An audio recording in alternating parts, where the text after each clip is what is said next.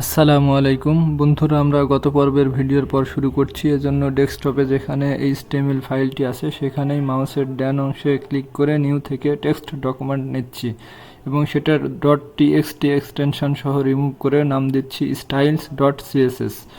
লিখে এন্টার করলে এখানে ডায়ালগ বক্স আসছে এবং সেটা ইয়েস করার মাধ্যমে এটা CSS ফাইলে পরিণত হয়েছে। এটার উপর মাউসের ডাবল ক্লিক করলে এটা দেখেন নোটপ্যাডে ওপেন হয়েছে। আমরা গত ভিডিওতে ইন্টারনাল সিএসএস দেখেছিলাম, এই ভিডিওতে এক্সটার্নাল এবং ইনলাইন সিএসএসটা দেখব এবং কোন সিএসএস কার উপর প্রাধান্য পাবে সেটা দেখব।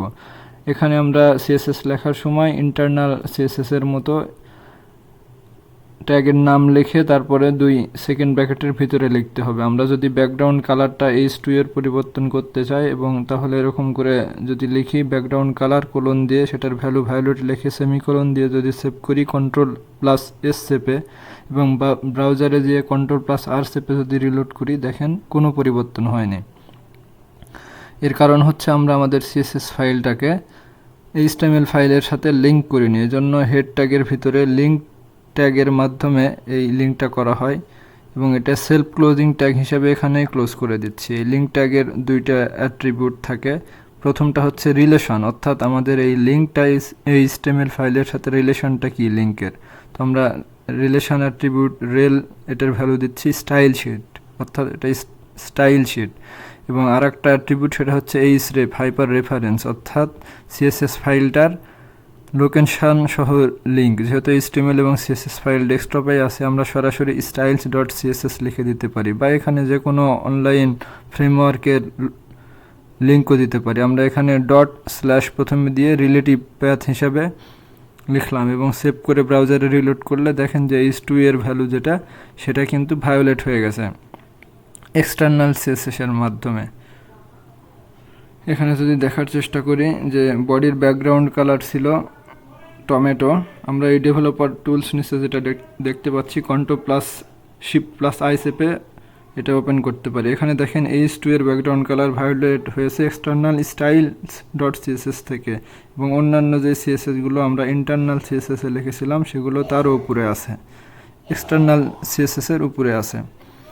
আমরা যদি এখানে ইন্টারনাল CSS এর ভিতরে H2 যে ব্লকটা আমরা বিভিন্ন এখানে CSS লিখেছিলাম সেখানে আবার নতুন করে ব্যাকগ্রাউন্ড কালার সেট করি H2তে এবং সেটার ভ্যালু যদি স্কাই ব্লু দিয়ে সেভ করে দেখার চেষ্টা করি যে কি পরিবর্তন ঘটে। এখানে ব্যাকগ্রাউন্ড কালারটা কিন্তু আমরা শেষে স্কাই ব্লু করলাম, সেভ করে ব্রাউজারে রিলোড করলে দেখেন যে স্কাই ব্লু হয়ে গেছে ব্যাকগ্রাউন্ড কালার, ভায়োলেট কিন্তু আর নেই।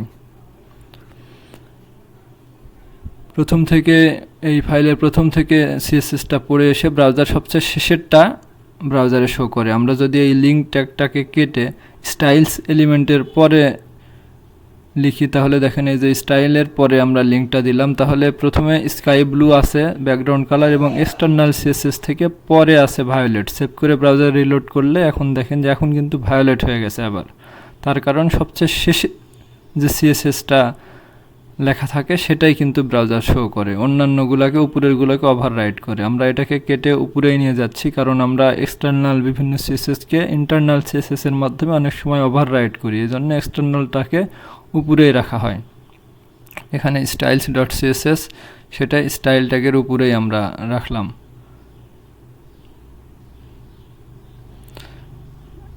আমরা স্কাই ব্লু এখন সবচেয়ে শেষে থাকার কারণে নিচে থাকার কারণে H2তে এখন স্কাই ব্লুটাই শো করবে ব্রাউজারে। আমরা এখানে H2তে যদি ক্লাস অ্যাট্রিবিউট যোগ করি, ক্লাস হচ্ছে অনেকটা বিভিন্ন প্রতিষ্ঠানের ক্লাসের মতো যেখানে বিভিন্ন এলাকার বিভিন্ন নামের ছাত্রছাত্রী একই ক্লাসে পড়তে পারে। সেরকম HTMLেও বিভিন্ন এলিমেন্টের একই ক্লাস নেম হতে পারে।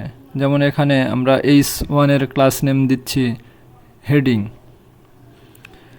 এবং অন্যরকম একটা এলিমেন্ট H2 সেটার নামও কিন্তু ক্লাস নেম, কিন্তু সেটার ভ্যালুও ক্লাসের ভ্যালু আমরা হেডিং দিচ্ছি, অর্থাৎ দুইটারই ক্লাস নেম হচ্ছে হেডিং। এবং এই ক্লাস নেমকে এই যে H1 এবং H2 দুটার যে ক্লাস নেম হেডিং, এই ক্লাস নেম সিলেক্টরের মাধ্যমে আমরা কিন্তু স্টাইল করতে পারি। যেখানে দুইটা যেগুলোর ক্লাস নেম একই সেগুলোতেই এই সিএসএসটা শো করবে। আমরা ক্লাস নেমের আগে ডট লিখে তারপরে আমরা সিএসএসটা লিখতে পারি। এই জন্য ডট হেডিং লিখে আমরা 2 সেকেন্ড ব্র্যাকেটের মাঝখানে যদি এখন কোনো স্টাইল লিখি, সিএসএস লিখি, তাহলে যেখানে যেখানে এই ক্লাস হেডিং আছে সেখানে সেখানে কিন্তু শো করবে। আমরা যদি এই যে ব্যাকগ্রাউন্ড কালার নিচে যেটা ছিল স্কাই ব্লু, সেটাকে কপি করে এনে এখানে পেস্ট করি এবং দেখার চেষ্টা করি কি হয়। পেস্ট করে এটার ভ্যালু আমরা দিয়ে দিচ্ছি গ্রে। সবচেয়ে নিচে কিন্তু স্কাই ব্লু আছে, কিন্তু তারপরও আমরা যেহেতু ক্লাস সিলেক্টরের মাধ্যমে সেভ করে ব্রাউজারে যে রিলোড করলাম, দেখেন যে স্কাই ব্লুটাকে ওভাররাইড করেছে। H1 এবং H2 দুইটারই ব্যাকগ্রাউন্ড কালার কিন্তু এখন গ্রে হয়ে গেছে। এই যে দেখেন H2 এর আমরা যেই ব্যাকগ্রাউন্ড কালার স্কাই ব্লু দিয়েছিলাম এলিমেন্ট ট্যাগের নাম হিসাবে, সেটাকে কিন্তু ক্লাস নেমের মাধ্যমে যে আমরা ব্যাকগ্রাউন্ড কালারটা গ্রে দিয়েছি সেটা ওভাররাইড করেছে। এটা যদিও উপরে আছে, কিন্তু তারপরও ট্যাগ নেম সিলেক্টরের মাধ্যমে কোনো সিএসএস লেখা আছে, ক্লাস সিলেক্টরের মাধ্যমে সিএসএস লিখলে সেটা প্রাধান্য পায়। আমরা এখন এই H2 এর আর একটা অ্যাট্রিবিউট দিচ্ছি আইডিটা ইউনিক। বিভিন্ন প্রতিষ্ঠানে ভর্তি হওয়ার সময় যেমন প্রত্যেকটা ছাত্রের একবারে শুরু থেকে শেষ পর্যন্ত প্রতিষ্ঠানের একটা ইউনিক আইডি থাকে, যেটা অন্য কারোর সাথে মিলবে না। ব্রাউজারেও সেরকম এক পেজে এক আইডি একজনেরই থাকবে, অন্য কারো থাকবে না।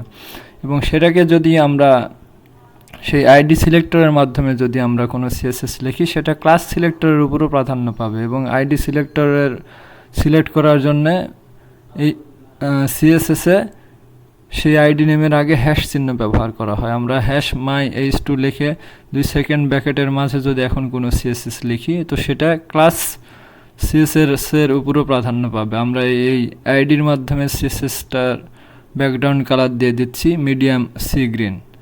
এখন সেভ করে যদি আমরা ব্রাউজারে যাই, তাহলে যে দেখেন প্রথমে ব্যাকগ্রাউন্ড কালার বডির ছিল টমেটো, তারপরে বডির ভিতরে যে H2 ছিল সেটার আমরা কালার করেছিলাম এক্সটার্নাল সিএসএস এর মাধ্যমে ভায়োলেট।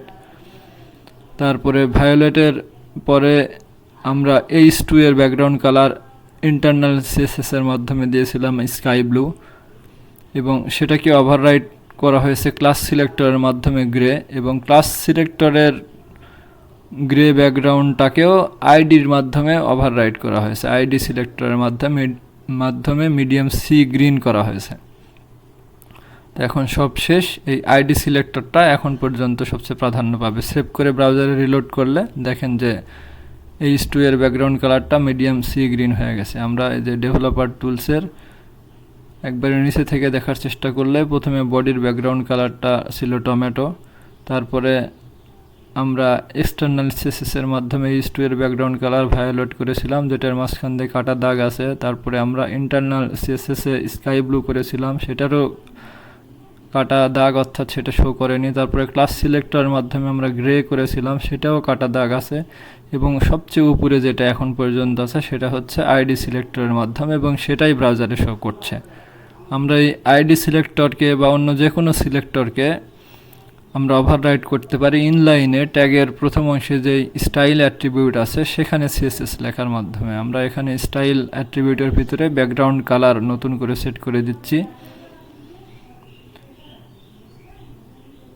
এবং এই নীলচে টাইপের ব্যাকগ্রাউন্ড কালারটা সেট করার পর আমরা যদি সেভ করে ব্রাউজারে দেই, তাহলে কিন্তু সেটা আইডিকেও ওভাররাইড করবে। আমরা ব্রাউজারে রিলোড করলাম, দেখেন যে আমাদের যে সবুজাভ যে ব্যাকগ্রাউন্ড কালারটা আইডির মাধ্যমে দেওয়া ছিল, সেটাকে কিন্তু এলিমেন্ট ডট স্টাইল, যেটা আমরা একেবারে সরাসরি এলিমেন্টে স্টাইলটা লিখেছিলাম, সেটার মাধ্যমে কিন্তু ওভাররাইড হয়ে এখন বর্তমানে সেটাই দেখা যাচ্ছে। আইডির সিএসএসকেও ওভাররাইড করে ফেলেছে এটা। আমরা যদি কোনো সিএসএসকে শো করাতে চাই অন্য সিএসএসের যে কোনো সিএসএসের উপরে, তাহলে সেটার শেষ অংশে সেমিকোলনের আগে বিস্ময়সূচক চিহ্ন দিয়ে যদি ইম্পর্ট্যান্ট লিখি, অর্থাৎ এটা ইম্পর্ট্যান্ট ফ্ল্যাগ, এই ইম্পর্ট্যান্ট ফ্ল্যাগের মাধ্যমে যে কোনো সিএসএসের উপর এটা প্রাধান্য পাবে। আমরা যদি এখন সেভ করে ব্রাউজারে যে রিলোড করি, তাহলে দেখেন যে এখানকার এলিমেন্ট স্টাইল সেটা কিন্তু কেটে গেছে, যে আইডির মাধ্যমে যেই সিএসএসটা লেখা ছিল ইম্পর্ট্যান্ট ফ্ল্যাগের মাধ্যমে সেটা ওভাররাইট হয়ে গেছে। তো ধন্যবাদ বন্ধুরা, দেখা হবে ইনশাল্লাহ পরবর্তী ভিডিওতে।